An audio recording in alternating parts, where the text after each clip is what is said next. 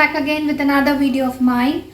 You all know me, I'm Mona Lisa Joshi, the founder and director of Chrysanthemum Chronicles, a contemporary publishing house that I run from New Delhi. And as you all know that I have been doing some video series on giving out publishing tips, and today my topic is something very relevant and something that you might find useful, because I'm going to give out my insights on it, and also from my perspective, that how I feel about this whole concept that I'm going to discuss today with you all. And it happens with everybody in each field, in whatever field or whatever walks of life they are coming from. But since I'm a publisher and I'm also a writer, so I'm going to talk about this field only, where most people and many writers I've noticed go through this feeling sometime or the other. So today I'm going to talk about FOMO, which we usually explain as or define as fear of missing out. And there's another topic that I'm going to take up for this video today is procrastination. So I'm going to talk about both of these topics one by one from my point of view, and how I try to cope with it, and how I have analyzed it from the time that I have become a publisher now, because I was a writer in the beginning when I started my journey, but now I'm also running a publishing house. It's an independent publishing house. So I have also sometimes experienced this kind of feeling, and how I found a very positive way of overcoming it and coping with it. So first of all, I would like to talk about FOMO. FOMO is, of course, fear of missing out, and this is something that has become very common these days, where everybody wants to be part of the trend, part of that race. I won't call it a rat race, because we are not rats here, we are humans, and we tend to follow a particular trend that becomes very hyped, that becomes very famous, and then when we are not able to follow it, or maybe we are lagging a little bit behind, we feel this emotion suddenly taking over us. So FOMO, it is something that actually makes you feel inferior among your peers, that you are not able to produce that kind of work or that kind of energy or anything creative or anything artistic. If you are delving yourself and you're not able to produce something that is in lieu with the your seniors or your peer group or your other people who know you, and you start feeling this sudden emotion that starts disturbing you, and you feel that you're lagging behind, or you are just being not able to go ahead with the trend. So FOMO is something that is taking over many people these days, because of social media, because of many other things, because world has become very fast paced. Everything is there on internet, and everything is there on social media. The day-to-day life routines and everything, all the people around the world are just trying to be in trend and follow these trend, and those who are not able to do so, sometimes they feel that they have lagged behind, or they are not capable of being part of the trend, and this is where FOMO sets in, I feel. So FOMO, I would say that let it work as your mental catalyst, let it work as your physical catalyst, and allow it to boost your confidence, rather than making you affect in an adverse way, or in a very pessimistic way, that you start feeling negative. I would rather say, when you feel that you are suffering from FOMO, because it has now more of becoming a syndrome that people suffer from, or people often go through. So if you are ever going through this, try to involve yourself into something more creative. It's always good to take a little break, because it helps you to go deeper into your psyche, and maybe you want to come out with something very interesting when you are ready. So you're not missing out anything basically. When you are ready with your work, with your, since I'm a publisher, I would talk about writing. So this is my publishing tips, that if you are suffering from FOMO because of the reason that you're not able to bring out your book, and you are noticing that some of your writer friends, your other peer group members who are also writers, and they are bringing out their books, and you start feeling the pressure that you're still not able to complete your book and not even bring it out. So do not feel that pressure. Try to give yourself more time by making your book or your writing or whatever you are doing in your field, artistic, creative. Give more time to it and bring it out when you're ready. So I will just take a little break with a sip of water.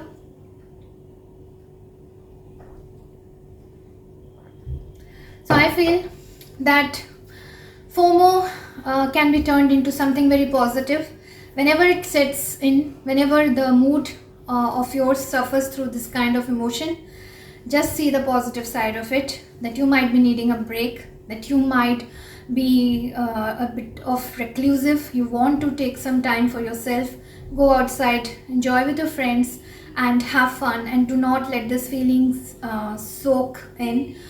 And I've noticed that people are quite jolly, quite different on the outside, but inside they are somewhere suffering from this emotion. And some of the writers have talked with me of going through this feeling, and they have asked me how you cope with it. So I used to go through this kind of emotion as well, because I always felt that if I do not produce a book in a certain period of time, I might be lagging behind, and then nobody will read my book. But this is not the case, because I realized that whenever I am ready, the book will come out and the audience will give attention if the book is good enough. Because for my collection of short stories, which you know now know as Demigods Alive, that I've published from my banner only, has come out only like after 5 years of time period, when I wrote it down and then I finally brought it out as a book. And I waited this much period, and during this period I went through a lot of rejections and some hybrid publishers offering huge offers with lots of, like asking for money, self-publishing mode and all. But finally I chose to publish myself, and I have waited for 5 long years to bring out my debut fiction, Demigods Alive. So I never allowed this feeling of FOMO to soak me into its negativity.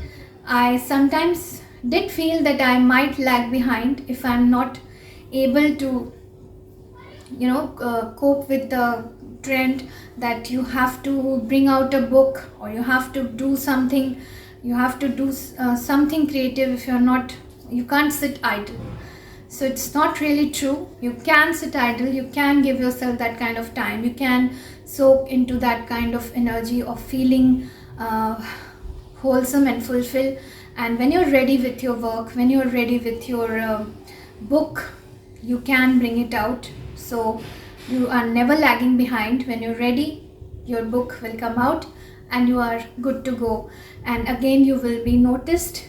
So FOMO, I feel, can actually work as a mental catalyst and allow it to be a positive emotion rather than being a negative emotion. So you can actually enjoy your life side by side, never feeling the pressure of the outside world or the outside trend. So this is my take on FOMO. I hope it would help you out to overcome this fear of missing out. I know aspiring writers and budding writers will go through this feeling many a times. Therefore, I thought let's make a video and bring it out in public of sharing my candid emotions of how I try to cope with it. Whenever it sets in, try to focus my energy into something good. I become reclusive, though these days I don't get that time because I am working something or the other continuously, because there are so many other books that I am designing side by side that are coming from my publishing house. So this was my take on FOMO. Now let's talk about procrastination. Well, procrastination is also another kind of feeling that takes over, and it is something that is staying with us all the time, because we tend to delay our things. We tend to,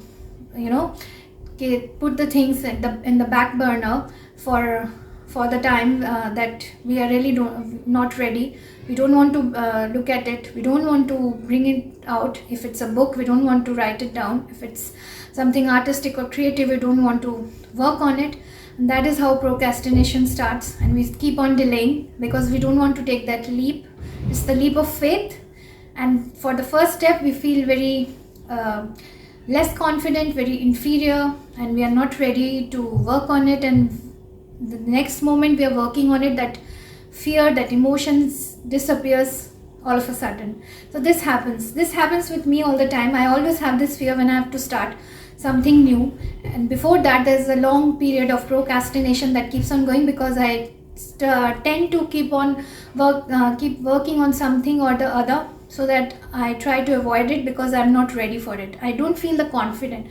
So that is how it falls into the line of procrastination. So I can call myself a procrastinator, but then I again take it as a positive emotion, positive kind of feeling. Though I was watching one of the videos in like some days back, and there was a discussion going on between two people, and one of the lady was someone very specialized and someone who had great knowledge. I'm not able to recall her name. So she was saying that this is a feeling that we tend to humans tend to follow, because we feel that we can work in a more better way when we are in pressure. So we try to push it towards the deadline, and then we try to work on it. And then when we miss the deadline, we ask for more time from our seniors, or if you are submitting to somebody, you ask for more time. So this happens, and it's very natural. It's a very natural feeling, because I'm telling you, I'm somebody who started a novel somewhere in 2014, and I'm still not able to finish it. But I won't call myself a procrastinator here, because I would call myself someone who was not ready to work on it, because I wasn't getting the idea. I wanted a plot which would satisfy me, so I waited, and I know the period got longer only, but in the meantime I worked on other things, so I kept myself involved. So that is how I dealt. It is definitely procrastination, but that is how I dealt with it. So I never felt the negative effect of it, negative impact of it. So if you feel that you are a procrastinator, try to work on something different. Maybe you can focus your attention on that thing, and when you are able to finish it, you might be willing to come back to the earlier work, earlier book, earlier manuscript, novel, anything, and you can start working on it again. So you get a fresh angle to it, you get a better way of again seeing the things, or maybe you would like to change it in many ways, because when you come back, you let it ferment, you let it brew. When you come back, you are ready with something else, so the end product will be good. So procrastination can also work as a positive catalyst or a mental booster if you allow it to be. So both these emotions only depends on your way of dealing with it, and how you tend to not allow yourself to be trapped with it. You do not need to feel suffocated, or you do not need to feel the pressure of the society or the trend. You just go ahead with your way of working, your way of doing the things without feeling the pressure. So if it's pressurizing you, it's not good work. If it's making you happy, it's good work, and it will come from your heart. So that is how, even in publishing, sometimes things get delayed.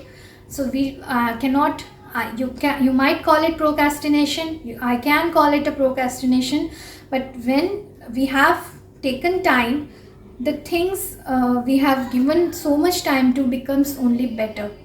So books, even if they are taking 8 to 9 months of period in coming out, they're coming in a very better shape as a publisher.